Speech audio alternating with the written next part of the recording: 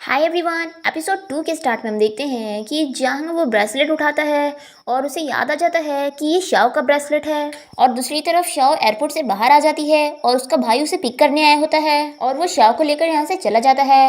फिर जहांग भी एयरपोर्ट के बाहर आ जाता है और यहाँ पर उसकी फ्रेंड उसे पिक करने आई होती है और जहांग की फ्रेंड दाइशिंग उसे देखकर काफ़ी ज़्यादा खुश होती है और उसे हक कर लेती है और फिर उसे कार में बैठा के यहाँ से लेके जा रही होती है। दूसरी तरफ शाओ अपने भाई चैंग से बता रही होती है कि डैड ने मुझे कॉल किए थे और उन्होंने कहा है कि हम सभी आज अंकल चैंग के रेस्टोरेंट में साथ में डिनर करेंगे। तो चलो सबसे पहले हम लोग फंगमिंग को लेकर आ जाते हैं। तो चैंग कहता है कि अगर फंगमिंग जाने वाला है तो मैं नहीं जाऊँगा और वैसे भी आज मुझे एक बड़े डायरेक्टर से मिलना है। तो शाओ अपने भाई का मजाक उड़ा रही होती है और कहती है कि हाँ हाँ, आप तो बहुत ही बड़े सुपरस्टार हो, आपको तो अभी तक कोई सीरियस रोल वाला काम मिला ही नहीं। तो चैंग कहता है कि तुम्हें मुझ पर बिलीव नहीं हो रहा है ना, मैं सच कह रहा हूँ, आज मैं डायरेक्टर से मिलने जा रहा हूँ और मुझे पक्का रोल मिलने वाला है। और यहाँ दूसरी तरफ दाइशिंग जियाहंग को अपनी कंपनी ले आती है और उसे बता रही होती है कि मैं 24 घंटे यहीं पर ही काम करती हूँ। और फिर दाइशिंग जियाहंग को एक कॉन्ट्रैक्ट दिखाती है और उससे अपना बिजनेस पार्टनर बनाना चाह रही होती है। तो जियाहंग इसे कहता है कि मुझे पता है कि तुम्हें मेरी कोई ज़रूरत नहीं है और पहली बात तो ये है कि मैं यहाँ पर किसी और काम से आया हूँ। तभी इतने में यहाँ पर दाइशिंग की असिस्टेंट आती है और उससे बताती है कि ये रीडिज़ाइन कंपनी की टीम इन्फॉर्मेशन है और हाँ, डायरेक्टर लू ने आपको बुलाए हैं। फिर दाइशिंग जियाहंग से कहती है कि मैं अभी आती हूँ और ये बोलकर वो चली जाती है। तभी जियाहंग ऐसे ही बैठा बोर हो रहा होता है तो वो सामने रखा पेपर उठा के देखने लग जाता है जो कि रिग डिज़ाइन कंपनी की टीम इन्फॉर्मेशन होती है। और जियाहंग को उसमें सबसे पहले शाओ का ही फोटो दिख जाता है और फिर वो कुछ सोचने लग जाता है।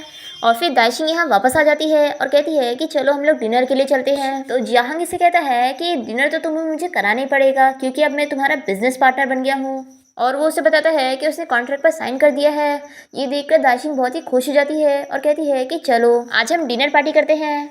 फिर दूसरी तरफ हम जियाहंग की मॉम को देखते हैं जो कि बहुत ही परेशान हो रही होती है उसके लिए और वो जियाहंग की बड़ी बहन को कॉल करती है और कहती है कि जियाशिन, मुझे जियाहंग की बहुत ही फिक्र हो रही है। कहीं ऐसा तो नहीं कि जियाशिंग दाइशिंग से मिलने के लिए चाइना गया हुआ है? अगर वो उससे मिलने के लिए गया है तो बहुत ठीक है, देखो मुझे उसकी हेल्थ की बहुत ही फिक्र हो रही है। मैं तो बस चाहती हूँ कि जियाहंग ठीक हो जाए, फिर हम खुद ही उसे दाइशिंग के साथ सेटअप कर देंगे। फिर जियाशिंग कहती है कि हाँ मॉम, मैं समझ रही हूँ, एक काम करती हूँ, मैं जल्दी से चाइना चली जाती हूँ और मैं जियाहंग को ढूंढ ही लूँगी, आप फिक्र मत करो। दूसरी तरफ शाओ फंगमिंग को बुलाने के लिए गई होती है उसके घर पे और नॉक कर रही होती है पर फंगमिंग दरवाजा नहीं खोल रहा होता है। तो शाओ कहती है कि अगर तुमने दरवाजा नहीं खोला ना तो मैं दरवाजा तोड़ दूंगी। तभी फंगमिंग दरवाजा खोल देता है। फिर शाओ घर में आ जाती है और फंगमिंग को चिल्ला रही होती है और उसे कहती है कि मैंने तो तुम्हारे लिए सिंगापुर की टिकट भी खरीदी थी, फिर भी तुम मेरे साथ सिंगापुर नहीं चले। तो फंगमिंग कहता है कि मैं जाऊंगा भी नहीं। तो शाओ को इस पर गुस्सा आ रही होती है। तो शाओ कहती है कि अच्छा ठीक है, आज तुम्हारे डैड ने कहा है कि हम साथ में आज रेस्टोरेंट में डिनर करें। तो फंगमिंग कहता है कि मैं नहीं जाऊंगा। तो शाओ कहती है कि आखिर तुम्हारी प्रॉब्लम क्या है, तुम्हारे डैड और मेरे डैड वहाँ पे हमारा वेट कर रहे होंगे। तो फंगमिंग कहता है कि मैंने बोला ना कि मैं नहीं जाऊंगा। तो शाओ कहती है कि अच्छा, तुम ये हार्ड डिस्क देख रहे हो, ये मैंने सिंगापुर से लेकर आई हूँ और ये शिनशिन की है। तो फंगमिंग इससे कहता है कि हार्ड डिस्क मुझे दे दो। तो शाओ कहती है कि मैं ये तुम्हें तभी दूंगी जब तुम मेरे साथ डिनर करने चलोगे और ये बोलकर वो जाने लगती है। तो फंगमिंग कहता है कि हाँ मैं भी चलूँगा। और फिर शाओ और फंगमिंग ये दोनों रेस्टोरेंट पहुंच जाते हैं और इन दोनों के डैड कुकिंग कर रहे होते हैं और फंगमिंग का मूड बहुत ही खराब होता है क्योंकि इन दोनों के डैड इन दोनों को मिलवाने के पीछे पड़े हुए हैं। पर फंगमिंग तो अभी भी शिनशिन को भूल नहीं पा रहा है और वो अभी भी उसे ही पसंद करता है। फिर फंगमिंग शाओ से वो हार्ड डिस्क मांगता है तो वो कहती है कि मैं नहीं दूंगी और तो फंगमिंग यहाँ से गुस्से में उठकर चला जाता है। तो शाओ भी उसे मनाने के लिए उसके पीछे जाती है और यहाँ दाइशिंग और जियाहंग डिनर करके रेस्टोरेंट से बाहर निकलते हैं। तभी दाइशिंग को उसकी कंपनी से कॉल आ जाता है। फिर जियाहंग उसे पूछता है कि तुम्हें कंपनी में काम है ना, तो तुम जाओ, मैं बस थोड़ा बहुत यहाँ पे घूमना चाहता हूँ। तो दाइशिंग कहती है कि ठीक है, फिर तुम यहाँ पे घूम लो, थोड़ी देर बाद मैं तुम्हें पिक करने के लिए आ जाऊंगी। और फिर दाइशिंग यहाँ से चली जाती है। और यहाँ दूसरी तरफ शाओ फंगमिंग को मनाने के लिए गई होती है पर वो उससे बहुत ही रूड बिहेव कर रहा होता है। तो शाओ उसे कहती है कि तुम्हें मेरे साथ ऐसे बिहेव नहीं करना चाहिए।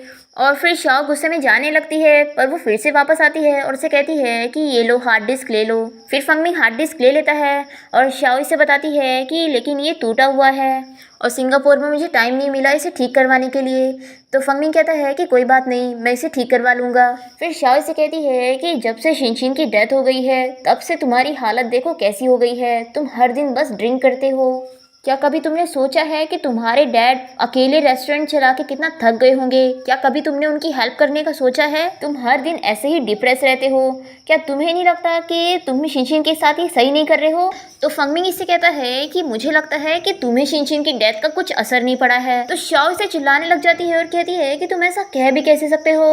तो फंगमिंग कहता है कि फिर बताओ मुझे कि तुमने शिनशिन के ब्रेसलेट का क्या की, तुमने उसका ब्रेसलेट क्यों निकाल दी? शाओ तो ये देखकर शॉक हो जाती है कि वो ब्रेसलेट उसके हाथ में नहीं है और फंगमिंग इसे चिल्लाई जा रहा होता है कि तुम तो हमेशा कहा करती थी कि वो ब्रेसलेट तुम दोनों की मेमोरी है, तो तुमने ब्रेसलेट का क्या करी?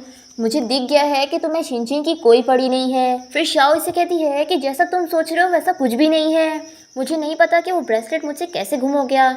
तो फंगमिंग इसे कहता है कि एक्टिंग करना बंद करो और ये बोलकर यहाँ से चला जाता है। फिर शाओ रोते हुए वो ब्रेसलेट इधर उधर सब जगह ढूंढने लग जाती है और सोचती है कि वो कहाँ गुम हो गया होगा।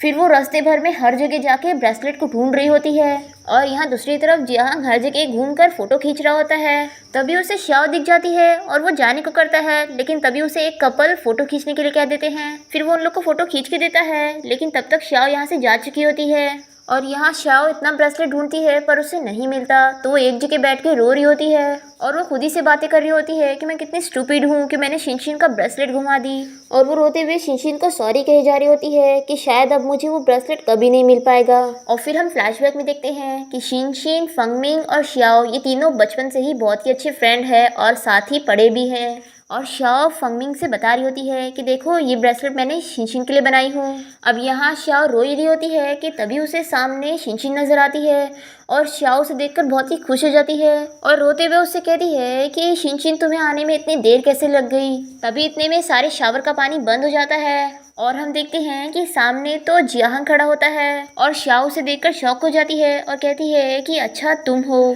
तो जियांग कहता है कि हाँ मैं हूँ। तो शाओ से पूछती है कि तुम यहाँ पर क्या कर रहे हो। तो जियांग उसे वही ब्रेसलेट दिखाता है और कहता है कि तुम्हें यही चाहिए ना। शाओ तो देखकर बहुत ही खुश हो जाती है और इसी के साथ एपिसोड 2 यहाँ पर खत्म हो जाता है। तो मिलते हैं नेक्स्ट एपिसोड में, तब तक के लिए टेक केयर।